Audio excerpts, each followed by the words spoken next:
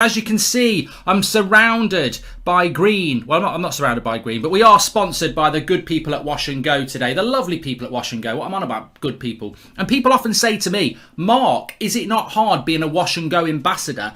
And I always have to reply to them like this. Being a rocket engineer is hard. Just ask Elon Musk. Being Manchester United manager is hard. Just ask the 4 managers that have taken over since Sir Alex Ferguson. Being an NHS worker, that's hard. Heroes. That is really hard.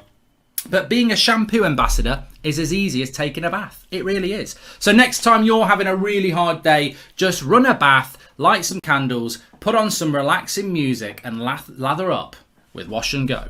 Classic Wash and Go. You can pick up your bottle at any good retailer or by hitting the link in the description and getting it delivered straight to your door. Thanks very much to Wash and Go for supporting the United Stand. Now let's move on with the show. And remember, Wash and Go, it's invisible. It's invisible. Hello everybody, good morning. It is morning, but it is a Manchester derby morning. It will be a 12:30 kickoff, but we're still in the morning in the UK. I hope you're doing well. It's Manchester United against Manchester City in probably what is one of the weirdest derbies we've had in many a year, because yes, the underlying thing has to be to want to win this game. I think we all feel that. But the uncertainty about what Manchester United, who we are, what happens if we don't win, and even if we do win, what are we? You know, compounded by Ole Gunnar Solskjaer's comments from the embargoed press conference last night, where he was asked about Jadon Sancho and said, Jadon Sancho's got a great future at Manchester United, but at the moment we're playing a 5-3-2 and he doesn't fit in, but we won't play that forever. So what are we? Why are we playing it then? What are we doing? It's just survival mode. And I think, you know, to be honest, Solskjaer's being honest. He's in survival mode. Sancho sit on the bench. That's the way it is. What's that? Attel with a bit of breaking news there. Nova ran and he's crying. Didn't anyone tell him 2 days ago? Wake up, Attel. You've been in a bloody coma. Come on, get with it. But look, I don't know what the early team news is. There's a few hints that Lindelof is not going to be part of it. Some people are saying it's going to be no Fred. We do know that Ronaldo will be playing in the game. But Lindelof is with the squad for today's match. Apparently, that's coming from the Manchester Evening News. Never in doubt that Victor Lindelof will be playing today. I think it will be a back 5. I think it has to be a back 5. I don't like the back 5, but I think it has to be a back 5 because Manchester City can have a lot of the ball. You don't want Lindelof and Maguire. I know Man City haven't got a lot of pace in their team, but you don't want Lindelof and Maguire on their own. There's Jesus. Thought about the shot into Kyle Walker. They won't want to put a cross in, I don't think. Oh, what a chance for Gundogan on the back post. I thought he bloody scored. What are we doing there with the back 5, letting Gundogan get on the end of it? And it's an own fucking goal from Eric Bailly. Oh, I don't believe it. I don't bloody believe it, man. 2 crosses into the box and we've not delivered it. We're like Dracula FC. We're allergic to bloody crosses now. What the frigging hell's gone on here? 1-0 down in 6 minutes. The first one comes in. Gundogan should score it. The second one, Eric Bailly bloody scores it. Oh, for fuck's sake. For God's sake. I mean, they're going to show them both back as well. I mean, we can't say we're unlucky. There's a back 5. The cross comes in.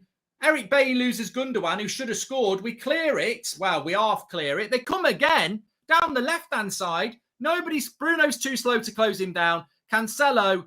And, oh, for fuck's sake. What a shit start. I mean, that is just... Can't defend crosses. Dracula FC. Bloody joke. I'd be a little bit more sympathetic if Gundogan shouldn't have scored the cross before that. I mean, we've only got ourselves... If that's the first time cross, it's a little bit unlucky, but they should have scored literally 2 seconds before it. That's, you know, talk about having second chances. How many chances do we need as a football club? Like the Gundogan one, he should score. We should switch on. We put in another one and that. Fucking hell. I mean, I saw something today about United haven't scored a goal from a set piece this season. And yet we bought in a set piece specialist. Some of our fans are so bloody gullible. Murtar, we've got a director of football. Murtar, he's Murtar madness. Bollocks. He's been at the club for years. He's not a director of football. On with Port Ramsey and as a set piece specialist. Oh, yeah, everything's going to change. Bullshit. Absolute crap. What's the point in having a back five if one of your centre-backs can't bloody pick people up? It's like going, you know, if you're into your fitness, going on a run is hard work because you've just got you and your legs and your brain. Going and playing five-a-side for an hour to go. I fucking believe it. It's not. It's a goal. Absolute shit defending. You won't believe it. You can't believe it. I tell you what, it must be fucking snowing in Manchester, not raining, because we've got snowmen at the back. Walking in the air. Piss off. Absolute jokers. The cross comes in and they've all ignored it. Fucking 5 of the bastards. They've ignored it. I can't believe it's gone in. So basically, we've got 5 defenders here. But no, I don't know what's gone on. I think De Gea's like, I don't know whether De Gea might have done a little bit better, but the cross comes in.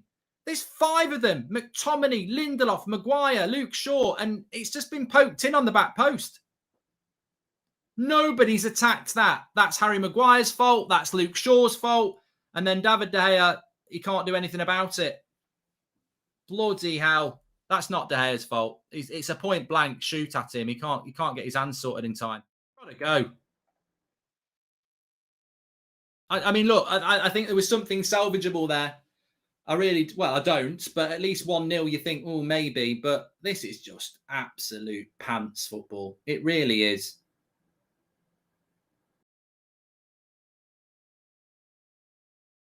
That's half time. It's 2-0 at half time.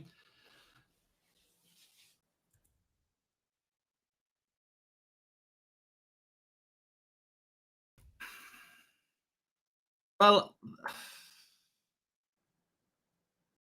that goal is don't put him on straight away because I've got to talk about half time for a few minutes. That goal at the end there is totally deserved by Man City, but it's like a hammer blow. I thought we were going to get to half time 1-0. Maybe there's a miracle in the second half, but Man City totally deserved that goal at half time. But Manchester United, I mean, we're playing 5 defenders. We may as well play 20. They're bloody shit. Absolutely crap. The funny thing is, Man City have carved us open more times than a Christmas turkey, and David De Gea stood up to it every single time. The 2 goals we've conceded have been defensive errors. Obviously, Eric Bailly on the first one, and then Maguire and Luke Shaw. I mean, you're playing for Manchester United, lads. Go and attack the ball. They're looking at each other going, I thought you were going to... It's like the bloody Chuckle Brothers. To me, to you, to me, to me. They're like bloody snowmen, like I said, melting away under pressure of Man City and Bernardo Silva on the back post. Walking in the air, bloody tossers in the street they are. I mean, they're just knobheads, absolute knobheads. Go and win the ball. It's on the... there should be like a bloody book on how to defend at Manchester United, and it's based on clips of Nemanja Vidic. When there's a ball coming into your box, screw everybody else and win it. Don't wait for somebody else to do your job. Win the bloody ball. If you clash heads, but you win the bloody ball. Well, this is just such a crap goal to concede right before half time. Ronaldo's already shaking his head on corners anyway. It's abysmal. It's absolutely abysmal. And I tell you what, fucking forget if Zidane, I don't care whether Zidane's available. Write the bloody check. Write a check for Ten Hag. Write a bloody check for somebody, because this is bloody embarrassing. It's embarrassing. I don't care whether you're Ollie in, Ollie out, shake it all about, legendary status, bullshit. This is an embarrassment. I have never seen a Manchester derby at Old Trafford where in the minute, Man United players should have walked out with a big white flag and Ole Gunnar Solskjaer with a massive one going like this. We surrender. We surrender, because that is submission football. We walked out and gave them the ball from minute 1. Their possession will be nearly 70%. They're 2-0 up. They should be 5-0 up. We may as well have just walked out with a big, massive tube of KY jelly and said, come on, lube us up. It's rubbish. Absolute rubbish. There is nothing to defend about that. He should have been sacked after the Liverpool job. What was that? 75,000 fans are sat there going, look, we know it's going to be difficult. It's going to be a difficult game today, but let's give us something to make it intimidating and we'll get behind you. They've given the fans nothing. They've gone out there with a white flag going, we surrender. And Man City have gone, training exercise. They should be 4 or 5-0 up. Andrew Chow. You know what? Actually, it's one of those things that probably should make me cry, but actually I did find it quite funny. Look, the only thing that's on my head now is, are they going to sack him? Like, everybody in football knows he should be sacked, but we're not managed by football people. We're managed by bankers. And it's like, they've got to sack him. And that's my concern. Like, will they sack him? He absolutely should have been sacked after Liverpool. He definitely should be sacked.